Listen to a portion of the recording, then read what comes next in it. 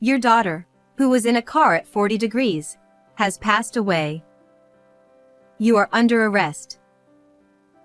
The sudden words from the officer left my mind completely blank. There was no way our daughter, who was supposed to be at home with my husband, could be inside a car under the scorching summer sun. Where is our daughter right now? When I frantically contacted my husband, "We're eating together." he casually replied. From the phone, I could also hear the cheerful laughter of a young child. What on earth was happening? Soon after, a shocking truth began to unfold. I am Stella, a 30-year-old working mother. I lived with my husband, Dylan, who is 3 years older, and our 2-year-old daughter, Melissa. Since we're both working, we should cooperate on housework. When we were newlyweds, my husband used to say things like that. But in reality, he always found excuses and never helped with any of the housework. As a result, I was constantly overwhelmed by both my job and the responsibilities of household chores and childcare. Amidst this dizzying busyness, my greatest support was the smile of my beloved daughter. It was because of Melissa that I managed to push through even in tough situations. Dylan's consideration towards the family started to wane from the time I got pregnant. It seemed the cause was the worsening business performance of his company, leading to a reduction in his salary. They cut the entire bonus too. I don't even know why I'm working anymore. He muttered in discontent. I'm working full-time as well, so we'll manage. Let's get through this together. How can you say that so easily? I'm struggling with a lot of things too. When I tried to encourage him with a bright tone, my husband retorted sharply. You don't understand anything. This was the turning point when our relationship began to feel strained. From then on, my husband started to be away from home more often, using work as an excuse. He claimed to be on business trips for more than half the month, and his attitude grew colder, citing his busy schedule. This happened when I was suffering from severe morning sickness and was lying down to rest. Hey! I'm back, and you haven't even prepared dinner? Using pregnancy as an excuse to slack off. What a lazy woman. My husband, upon returning home, yelled at me loudly. I'm sorry. I'm so nauseous that it's hard even to stand. Even when I pleaded, he showed no concern for me and forced me to stand in the kitchen to prepare a meal. Unable to endure the smell of food, I ran to the bathroom, but my husband blatantly sighed in exasperation. Spare me the theatrics. That's why I hate pregnant women. Then he slammed the door and left the house. How terrible. I was filled with a sense of despair, but I still held on to the hope that he might change once the baby was born. However, reality didn't turn out that way. Even after our daughter was born, my husband's attitude didn't improve. In fact, it only got worse. It was when Melissa had just turned 1 and was becoming more active. Our daughter accidentally spilled a glass of water she was drinking, and some of it splashed on Dylan, who was nearby. My husband turned red with anger and glared at our daughter. Don't mess with me. You little brat. Hey! Don't shout at her like that. While trying to comfort a crying Melissa, I reprimanded my husband for his behavior, but he didn't listen.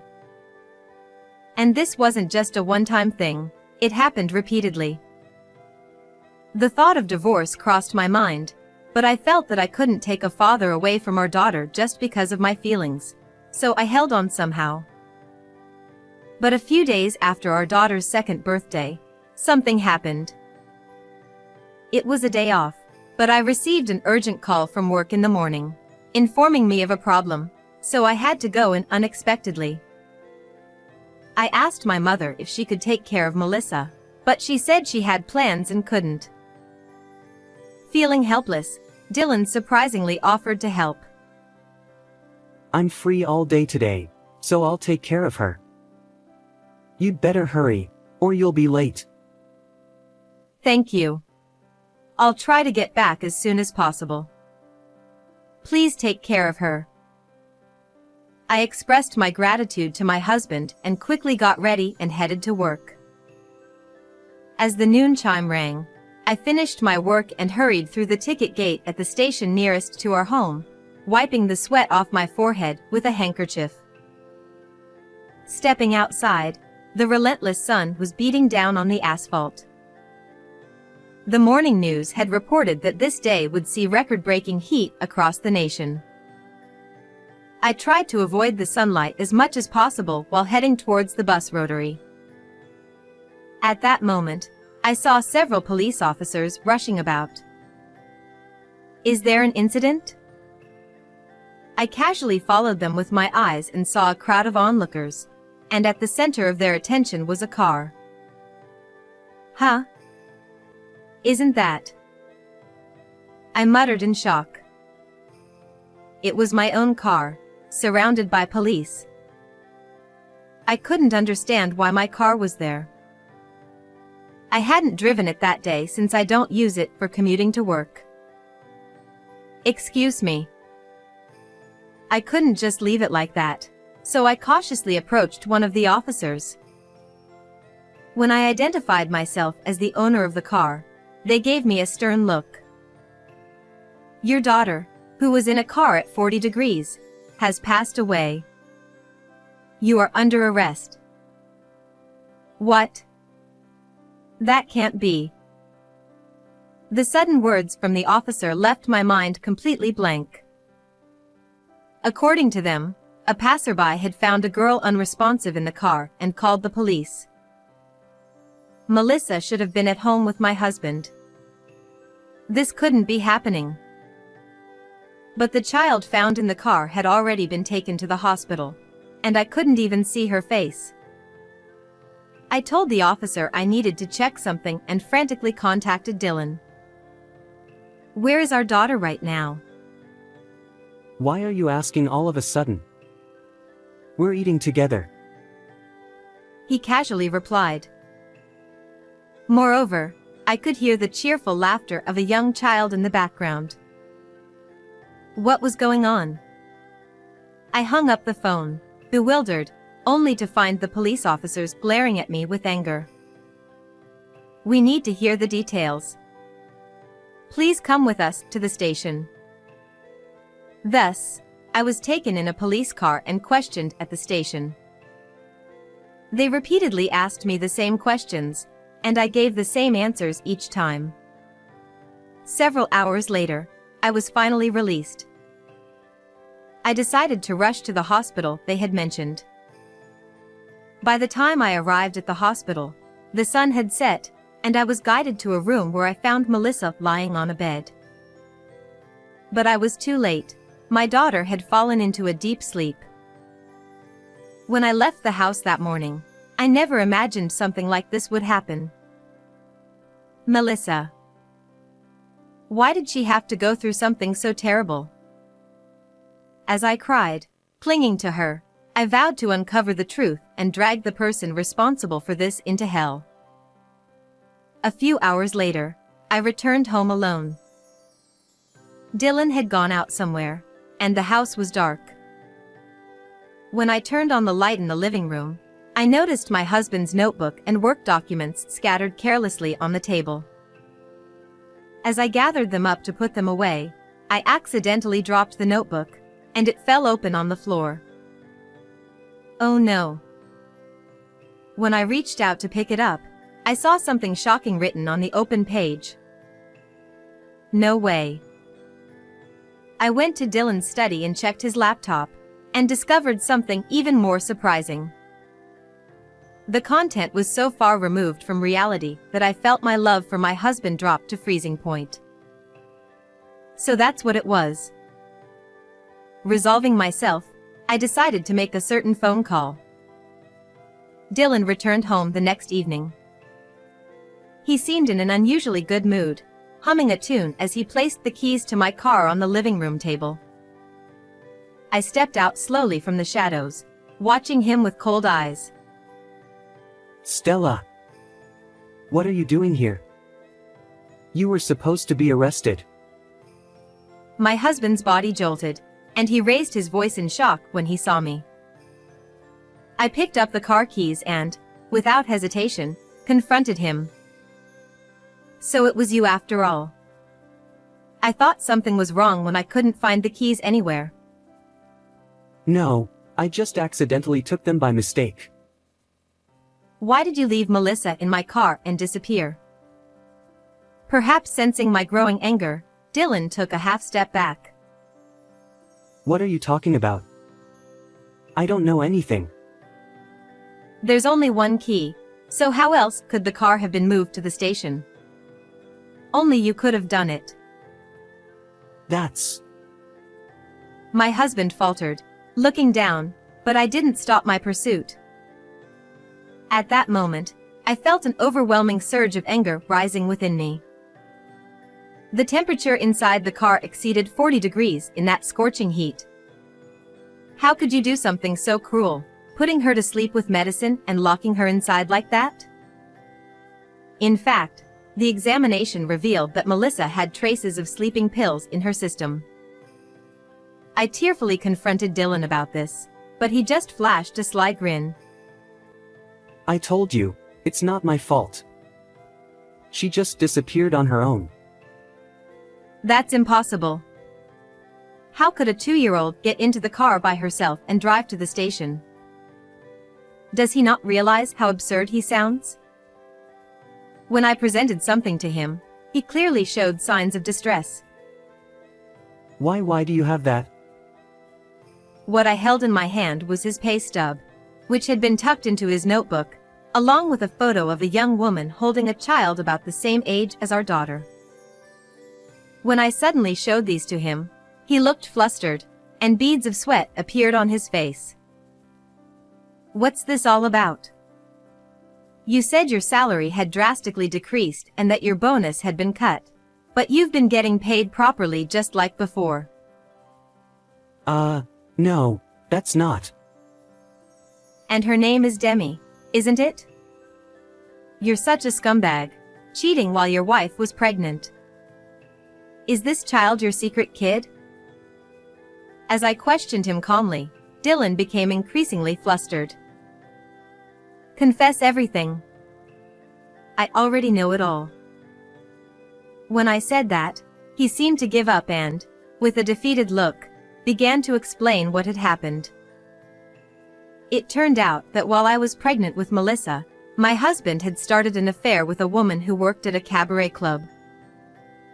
Of course, all his excuses about business trips and being busy with work were complete lies to spend time with his mistress. The salary he claimed had decreased was actually being used for his affair.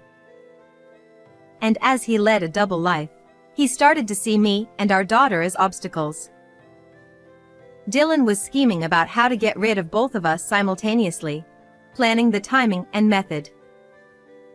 That's when he saw the news about a child who had died after being left in a car on a scorching summer day. He then thought of leaving our daughter in my car on a hot day, planning to pin the blame on me.